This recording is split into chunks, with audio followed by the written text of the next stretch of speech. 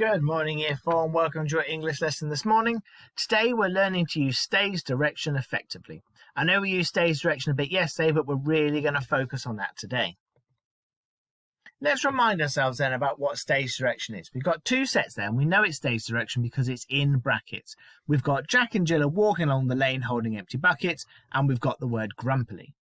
So the first one is to describe what the actors need to do. So we need the actors who are playing Jack and Jill know what they need to be doing at this part of the performance. The next one is to describe how the actor deliver their lines. When we say deliver, it means how that they say their words. So we've got that one there, can't believe your mum is making us fetch water again, grumpily. So we want Jack to say something like, oh, can't believe mum is making us fetch water again. Sounding grumpy. We don't want him to be going, I can't believe mum is making us fetch water again. Sounding really excited. It wouldn't work in the story. So the stage direction there has helped to tell the actors what to do and how they need to deliver their lines. So what we're going to do today is we're going to use this model text. And again, I won't read it all to you now. It is attached in your assignment and you can pause it now and read it. But we have got a conversation between a couple of characters here in this short scene that's really focused on the stage direction. So have a read through and see if you can work out what is happening in this part of the story. Right, okay, so now you've had a chance to look through it, hopefully. If you haven't, pause the video now and do it, or go away and look at the assignment. So you should notice that we've got a couple of characters here who are having an argument. And we need to have a look at how the stage direction has been used to show that they are arguing. And it should be fairly clear that they are actually arguing in the play script. So, first of all, we've got the word angry here in brackets at the beginning. That's telling us that the character here of Zena is saying the words, why on earth did you let the tiger out of a cage, you nugget, in an angry way. So when the actor comes to deliver it, she knows that she needs to be angry in the way she does it. And if someone's angry, it's probably part of an argument. You're generally not angry if you're not arguing with someone. The next one here is Gabrielle stamps her foot on the floor. So she's obviously something's happened to get her angry, to get her annoyed, so that she is stamping her foot on the ground. She's not squishing a bug. She's fed up about what's been said to her by Zena, and so she is stamping her foot on the ground. This time, the stage direction is not telling her how she has to say something, not how to deliver her lines. It is telling her what she needs to do, how she needs to act out this scene. So the character who's playing Gabrielle at this point will stamp her foot on the ground to show that she is angry in the middle of this argument. The next bit here, we've got Zena yelling over Gabrielle. And if you can see, the previous line ends in the ellipsis. So we've got what happens is Gabrielle is trying to say something, but Zena yells over the top of her. Well, if you think about an argument, people don't normally wait till one person has finished speaking. They're shouting and speaking over the top of each other, getting angry and angrier, trying to get their idea across. So here we've used this stage direction of yelling over Gabrielle to tell Zena that she doesn't wait until the end of Gabrielle's line.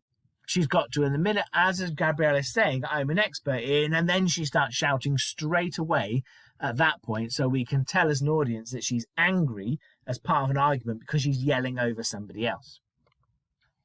The next one here I've got is that both of them glare at the boy. Well, the word glare is a very angry word. They don't look at him, they glare at him to show that they're angry in the middle of this argument. Okay, so it's telling the actors a little bit more. So we know we've always worked on those powerful verbs, how they sound more interesting. Well, here the powerful verbs are going to be more effective when they tell the actors what to do. If it just said they spin around and look at the boy, they might literally just spin around and look at him. But if it says to glare, then they're going to do those evil eyes, like the ones your mum and dad might do if you don't tidy up your room. Or the one the teacher does if you're secretly hitting a pencil against the table, making that twang, twang, twang, twang sound. Okay, so you get that glare, really tells the actors what to do. It really helps to show that they're angry, and therefore, hopefully, you should be able to see here how this is an argument between the two characters. Of course, the dialogue that they're saying also helps you to understand that these characters are having an argument. So, for example, right at the top, Zena says, why on earth did you let the tiger out of a cage, you nugget? Okay, you should be able to tell this is now part of an argument because it's kind of a shouty, not very nice thing to be saying to somebody. Okay, well, we've got the bit where they're shouting over the top of each other is definitely part of an argument. Okay, so From all of this stage direction, both in the way that the character is supposed to deliver a line and the actions that they are supposed to do, along with the dialogue, you can easily see how this is an argument between two characters. Let's think about what happens if we, rather than doing an argument between two characters, we wanted to have a couple of characters who are scared. How would we use stage direction effectively to show that they're scared? Well, I had to think about what they would need to deliver, how they would need to do, and some of the dialogue that they might want to use. So the first thing I thought about was how they might deliver their lines. Whispering, screaming, quietly. If they're scared, normally someone who is scared is either really quiet because they're trying to hide from something, or screaming because they're terrified. So you need to be thinking, what are they going to be doing in each case? And you need to use the correct one. If in your story they're scared because there's a tiger walking towards them and they're trying to hide from it, they're not going to be screaming, they're going to be whispering. But at the same time, if they're running away, they're going to be screaming about things, not whispering about things. They're already running. You don't need to whisper when you're running, you need to scream. So you need to think really carefully there about what words you're going to use to help them deliver the lines. I then thought about what it is they might want to do. So these aren't the ones at the beginning of the sentence, these are the ones in between that tell the actors what to do. So maybe hiding under the bed, teeth chattering, screaming and running away. These are things you need to tell the actor to do to show that they are scared. There's no point in them jumping out from under the bed, brandishing a weapon, going, "Go away, tiger." That doesn't show they're scared, does it? Hiding under the bed does show they're scared. And finally, I had a quick think about some of the things you might want to say in dialogue to show that someone is scared. "I want my mummy." Why is that? I'm sure that sound was nothing. They're all words that might make it sound like they're scared. Okay, if someone's going, "Don't worry about it, it's absolutely fine, there's no problems," that doesn't sound scared. If you want your characters to sound scared and the things they do, you need to think very carefully about the dialogue.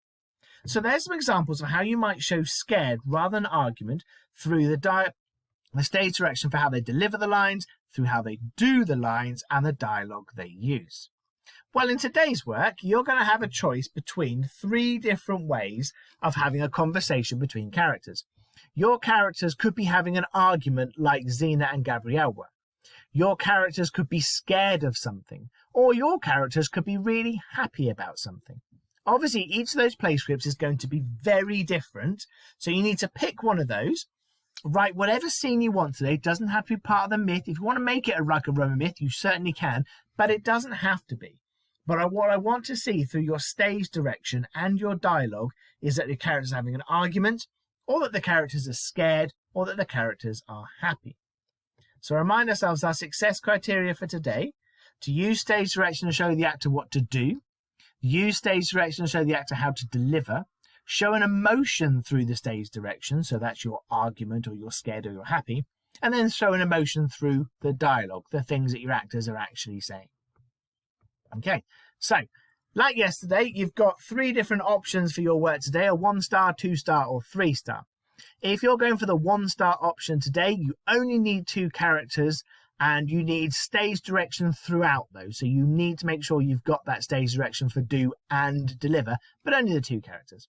If you're going for 2 stars today, then maybe think about more than 2 characters. Go for multiple characters. How many is up to you? Not too many, or it'll get a bit boring, but 3, maybe 4 at a push characters.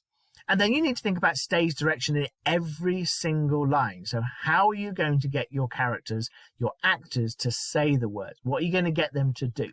Be careful here. If you're going for argument, for example, don't put angry at the beginning of every single one. Mix it up a bit. So if one person's angry, how would the other person respond to them? And finally, if you're really showing off today, I want to go for the 3-star options, exactly the same as a 2-star, but this time have your characters with 2 different emotions. So it could be that in your play script, you have one character who is very, very angry and argumentative, but another character who's quite scared about what's going on. How would the 2 of them be very different? Remember, you don't just want each character just shouting their words or whispering their words. They need to be thinking about an actual conversation between 2 people. It needs to make sense. So if one person shouts at the other one's going to respond to it. If someone says, "What are you doing?" you don't go, "I like cheese." You would definitely respond to that type of question. If someone is shouting at you, you're probably not happy back to them. You might be a bit scared. You might be argumentative back with them. You might try and manipulate them in some way. But think about how your two characters are going to work together.